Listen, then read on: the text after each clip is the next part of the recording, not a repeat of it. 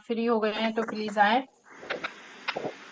Ji ma'am, thank you very much for the for welcome. this opportunity, but I would be put up my very excuse, and I'm sorry that I am not aware the topic today's topic, the what topic you have chosen for the discussion. So would you please introduce the topic which? It's okay. Hello, hello, sir topic आवाज आ तो रही है आपकी, करिए बोलिए। Actually are you किस getting? Topic है तो Hello, are you getting me? Sir yes sir. जी जी बताएं मैम, मुझे थोड़ा अवेयर कर दीजिए। सर, टॉपिक तो है लोकतंत्र के लिए जन जागरण करना है। तो इसमें योगदान मिशनरी 24 में क्या है? ओके, लोकतंत्र के लिए जन जागरण करना है। ओके, ठीक है, thank you ma'am. As far as my knowledge goes, and I have study in my academic experience and through others experience, तो मैम मुझे लगता है कि डेमोक्रेसी पर डिस्कशन करने से पहले हमें डेमोक्रेसी को बेहतर तरीके से समझ लेना जरूरी है। कई बार क्या होता है कि अक्सर जो ना हम लोकतंत्र की बात तो करते हैं, लेकिन लोकतंत्र का वास्तविक स्वरूप क्या है, या लोकतंत्र किस प्रकार कार्य करता है, या लोकतंत्र की जो कार्य प्रणाली है वो किस प्रकार अपने आप में यूनिक प्रणाली है, या उसकी जो कमजोरियां हैं और उसकी जो जो उसकी खामियां हैं उनको भी हमें मालूम होना चाहिए, ताकि हम लोकतंत्र में बेहतर तरीके से अपने अधिकारों के लिए और अपने कर्तव्यों के प्रति भी सचेत रहे। तो जैसे बाबा साहेब डॉक्टर भीमराव अंबेडकर साहेब ने जो लोकतंत्र डेमोक्रेसी हमारे लिए चुनी, वो डेमोक्रेसी का अप्रत्यक्ष रूप है, मतलब indirect form of the government. तो अप्रत्यक्ष रूप और प्रत्यक्ष रूप लोकतंत्र के दो प्रकार होते हैं, बेसिकली दो प्रकार होते हैं। और उसमें जो अप्रत्यक्ष प्रत्यक्ष रूप होता है, उसमें ये होता है कि जो भी किसी देश की जनता होती है वो प्रत्यक्ष रूप से सारे डिसीजन एक एक मतलब उसके अलग अलग माध्यम होते हैं, रेफरेंडम हो गया और और भी कई तरीके होते हैं, वो एक साथ बैठ के एक जगह ले लेते हैं। और उनके जो डिसीजन होते हैं वो डायरेक्ट डिसीजन होते हैं, डायरेक्ट फैसले होते हैं। लेकिन अगर हम इस बात प्रत्यक्ष डेमोक्रेसी की कठिनाई देखें, वो ये है कि जब किसी देश की जनसंख्या बहुत ज्यादा हो और वहां पर एक ऐसा प्लेटफॉर्म क्रिएट करना चुनौती भरपूर्ण हो जाता है कि हम किसी एक स्थान पर बैठ के सारी जनता किसी डिसीजन को बहुमत से ले सके। ऐसा कई बार पॉसिबल नहीं होता है। और आजकल के जो कोस्मोपोलिटन एरिया है, या फिर जो एक बड़ी गहन आबादी वाले क्षेत्र हैं, वहां पर तो ये बिल्कुल भी इम्पॉसिबल हो जाता है।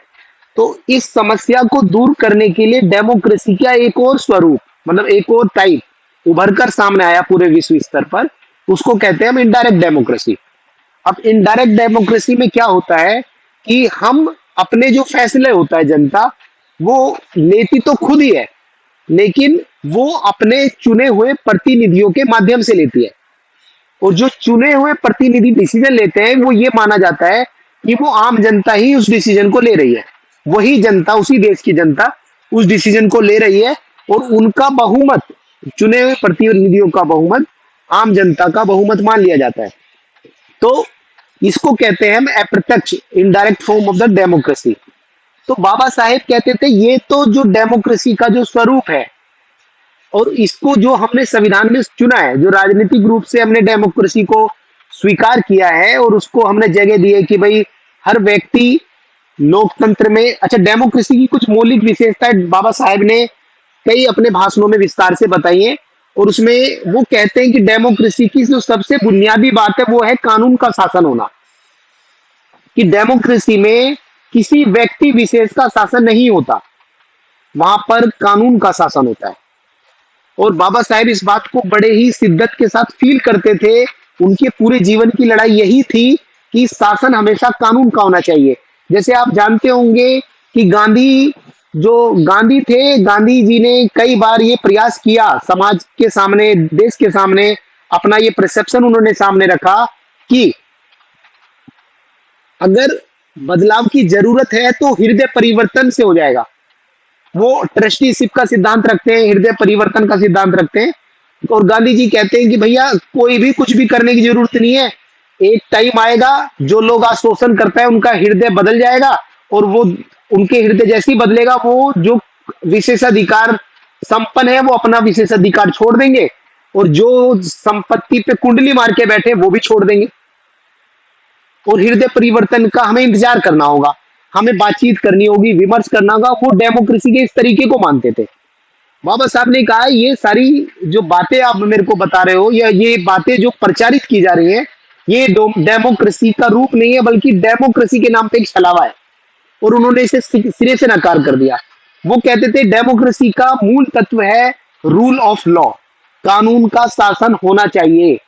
डेमोक्रेसी आप किसी भी फॉर्म में अगर स्वीकार कर रहे हैं, आपने चुनाव किया, चुनाव के बाद आपने सरकार चुनी, सब कुछ हो गया, लेकिन अगर वहां शासन, कानून का शासन स्थापित नहीं है तो हम कभी नहीं कह सकते कि डेमोक्रेसी है। तो बाबा साहेब बहुत शिद्दत से इस बात को जीवन भर कहते रहे। उन्होंने गांधी की भी क्रिटिक इसी आधार पर कही कि डेमोक्रेसी का मतलब हृदय परिवर्तन नहीं है। बाकी जो form of government, form of democracy हम बताई जाती है बहुत सारे लोगों द्वारा, वो नहीं है, बल्कि डेमोक्रेसी का जो मेन मतलब है, वो पहला जो मौलिक उसकी आत्मा है वो है रूल ऑफ लॉ, कानून का शासन होना चाहिए। जहां पर है तो हम ये मान लेंगे कि यहाँ डेमोक्रेसी होने की संभावनाएं हैं। क्यों संभावनाएं हैं? क्योंकि इसके बाद और भी कई शर्तें हैं जो बाबा साहेब लगातार उसकी एडवोकेसी करते रहे। जो दूसरी शर्त बाबा साहेब ने कही थी कि डेमोक्रेसी में सभी के अधिकारों की रक्षा होती है। डेमोक्रेसी एक ऐसी शासन प्रणाली है कि जहां पर हर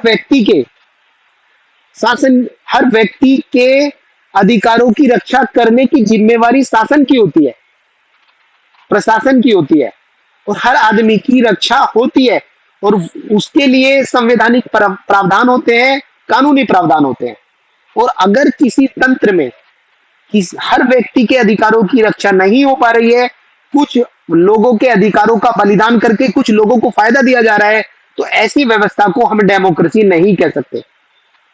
तो बाबा साहब ने बड़े प्रभावी रूप से अपने भाषणों में इस बात को कहा कि डेमोक्रेसी का सीधा सा मतलब है कि हम अपने जीवन में अधिकारों को, सबके अधिकारों को सम्मान दें, और उसकी रक्षा की जिम्मेवारी शासन की होगी, राज्य की होगी।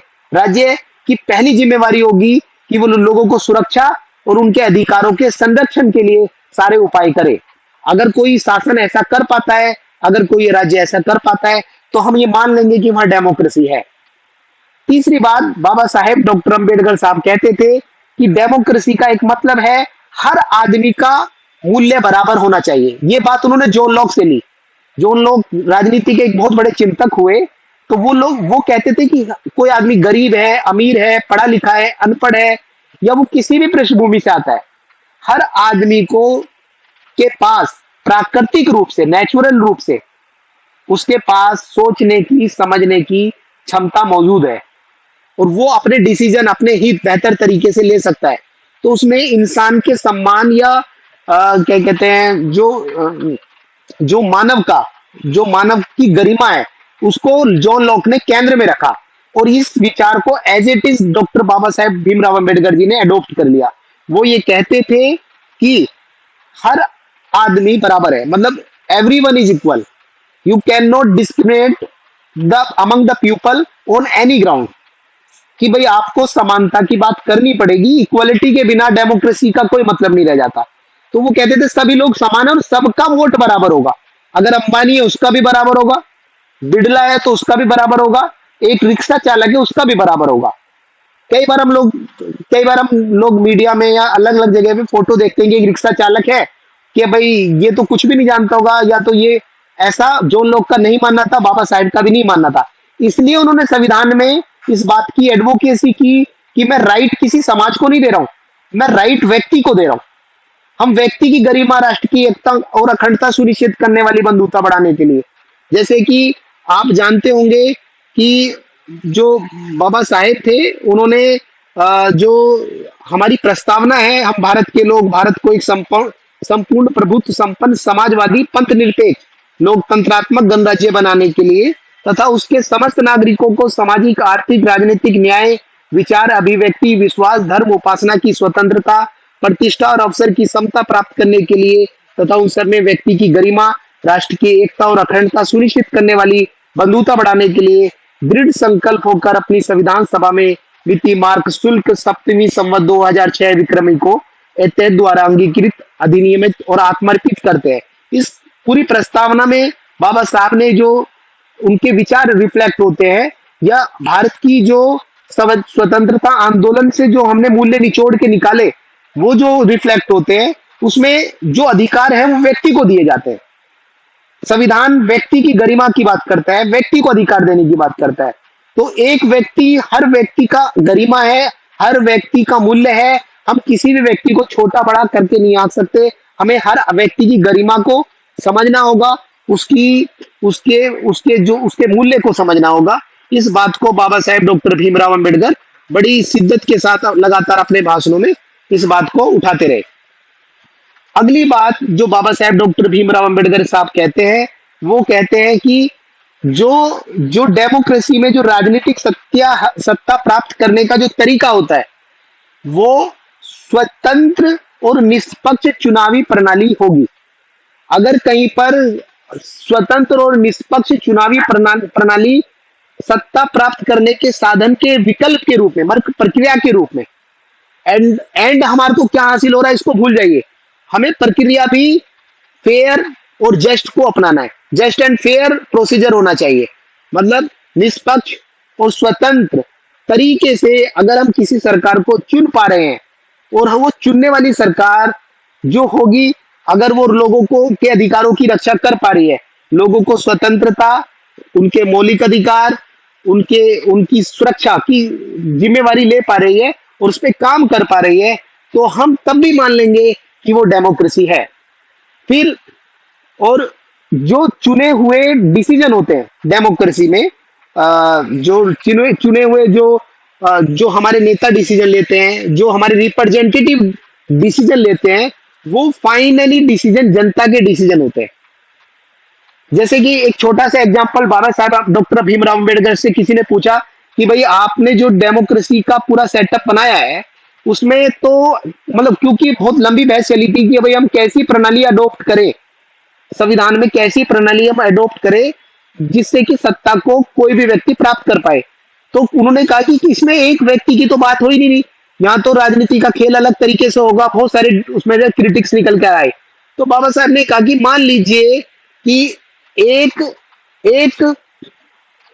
दो व्यक्ति चुनाव जीतते हैं, लोकसभा का चुनाव जीतते हैं, और एक वोट से कोई आदमी भी चुनाव जीत जाता है, वो चुन के जाता है, और वो जो आदमी चुन के गया है वो सरकार बनाने में एक निर्णायक भूमिका निभाता है।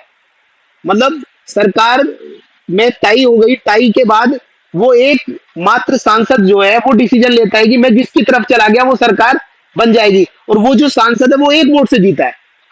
तो ऐसी स्थिति में हम ये देखेंगे कि जो सांसद एक वोट से जीता है, वो एक व्यक्ति पूरी सरकार का मालिक बन जाएगा। मतलब वो पूरी सरकार को, किसकी सरकार बनेगी वो तय कर देगा।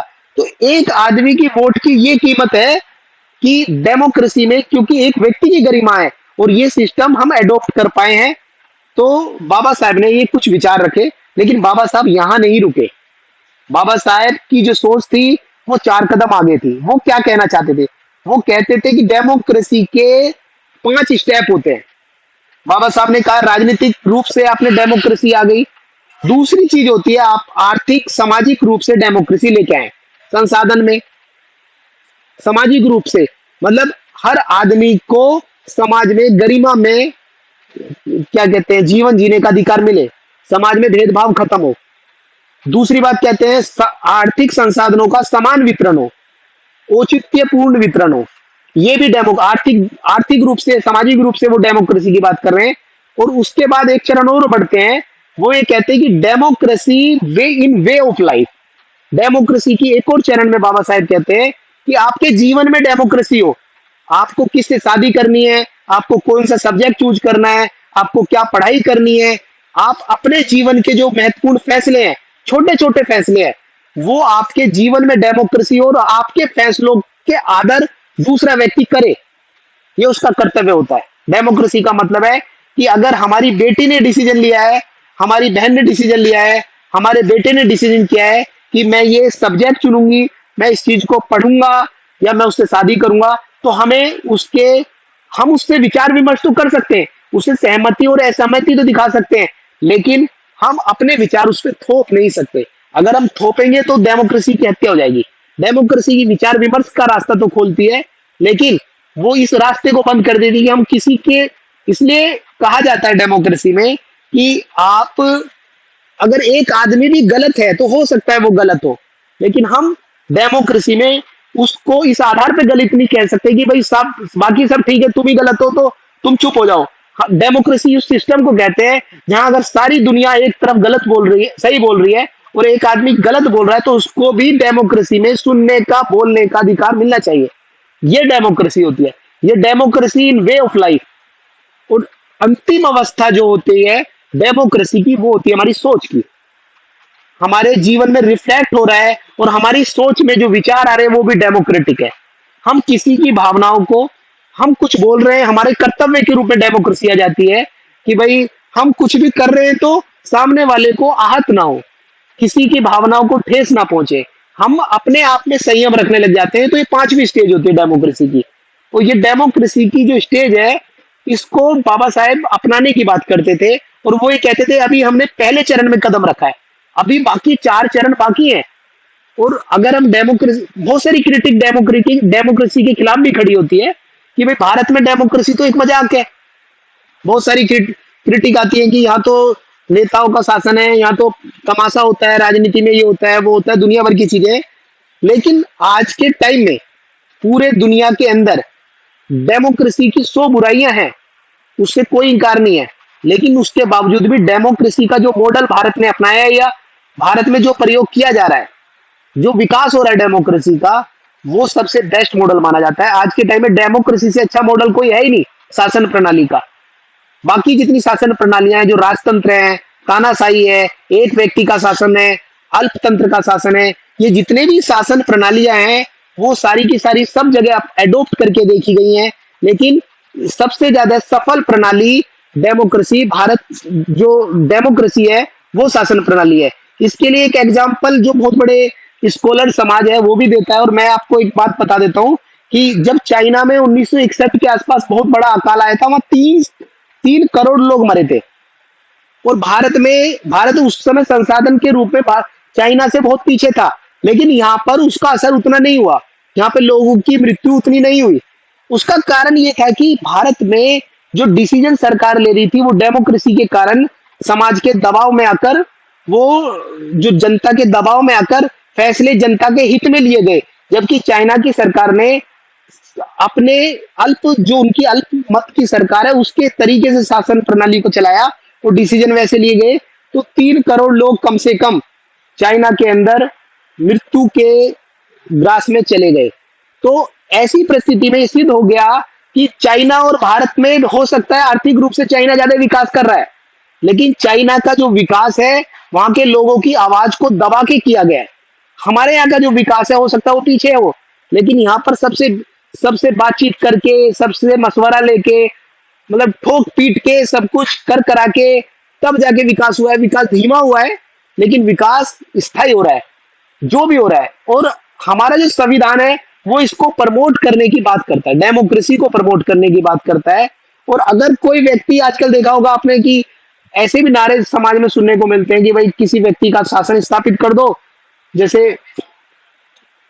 एक व्यक्ति का शासन स्थापित कर दो, हमारे देश के लिए तो डंडे की जरूरत है, तानाशाही की जरूरत है, यहाँ के लोग तो पिटके ही मानते हैं, डंडे से ही मानते हैं। वो सारे जो लोग ऐसी बातें करते हैं, एक्चुअली में उन्हें तो ना तो डेमोक्रेसी का मतलब पता होता है, ना तानाशाही का मतलब पता होता है। क्योंकि अगर उन्हें तानाशाही का मतलब पता हो तो वो डेमोक्रेसी के अगेंस्ट में जाके इतनी बात नहीं करेंगे। क्योंकि मैं एक छोटा सा एग्जांपल देता हूँ, एक व्यक्ति था जो मतलब हमारे स्टाफ में, वो डेली एक बात दोहराता रहता था कि भारत में तो भाई तानाशाही आ जानी चाहिए, एक आदमी का शासन आ जाना चाहिए, उससे उद्धार होगा। वो फाइनली क्या हुआ, जब वो किसी केस में फंसा तो फिर वो तानाशाही भूल गया, वो संविधान के संरक्षण में चला गया। और उसने कहा कि जी मुझे तो कोर्ट का कोई, आजाद जी कोई वकील बताओ और जो मेरा समाधान निकल जाए और इस तरह से मेरा फाइनल डिसीजन हो जाए। और फिर कोर्ट की शरण में गया और कोर्ट से उसको राहत मिली भी। तो फिर मैंने उसको बाद में पूछा, मैंने कहा भाई जिस डेमोक्रेसी और जिस संविधान की तुम पूरे जीवन भर बुराई करते रहे, आज के फाइनली जब प्रशासन की मार तुम पे पड़ी, तुम फंसे, तो तुम्हें बचाने के लिए वही संविधान खड़ा हुआ। ये संविधान की ताकत है। तो आदमी जब उसको फील करता है तो उसको समझ में आता है कि हाँ यार ये बात तो ठीक है। तो जो लोग मूर्खता से भरपूर कथनों को समाज में फैलाते रहते हैं, वो एक्चुअली में दोनों में से किसी को नहीं जानते। तो हमें as a intellectual, as a समाज के लीडिंग वर्ग होने के नाते हमें डेमोक्रेसी को समझना चाहिए। और इस क्रिटिक्स में जब भी कोई ऐसी क्रिटिक्स करे तो हमें डेमोक्रेसी की अच्छाई और बुराई मालूम होने के बाद उसका जवाब देकर उनको विचार विमर्श से उनके दिमाग को, उनकी सोच को बदलने का प्रयास करना चाहिए, ताकि डेमोक्रेसी जो संविधान ने स्थापित की है वो बनी रहे, वो वो आगे बढ़ती रहे। और हमारा संविधान हमारे हमारे समाज के लोगों के जो अधिकार हैं वो उस डेमोक्रेसी में आगे मजबूत होते रहे। और हमारा जो शासन है और मानव की गरिमा है और जो मानव की जो मूल्य है वो समानता के धरातल पर लागू हो सके समाज में।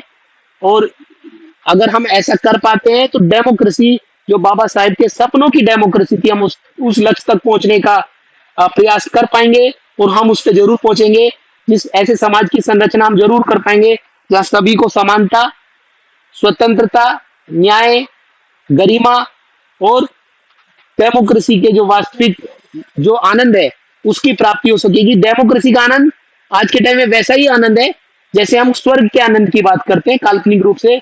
अगर स्वर्ग कहीं भारत में या किसी भी देश में बन सकता है, तो वहां अगर डेमोक्रेसी सच्चे रूप में स्थापित हो जाए तो जीवन की बहुत सारी समस्याएं वहां हल हो सकती हैं। तो डेमोक्रेसी आज के टाइम का सबसे अच्छा मॉडल है और इस मॉडल को एडॉप्ट करके इसको आगे बढ़ाने की जरूरत है, संविधान को मजबूत करने की जरूरत है।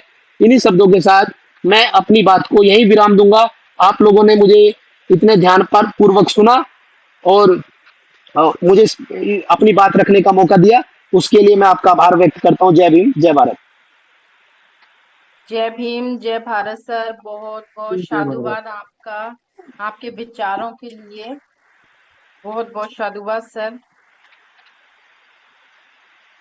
बहुत सुंदर रोहित साहब, आपने बहुत बढ़िया, बहुत अच्छा और बड़ा एक काम का और रेफरेंस वाला टॉपिक बहुत क्लियर कर दिया, आपने सहज ये कर दिया। साबित कर दिया बहुत अच्छा कि लगा, जो बहुत टॉपिक अच्छा। जिसका होता है जरूरी नहीं कि उन्हीं को नॉलेज हो।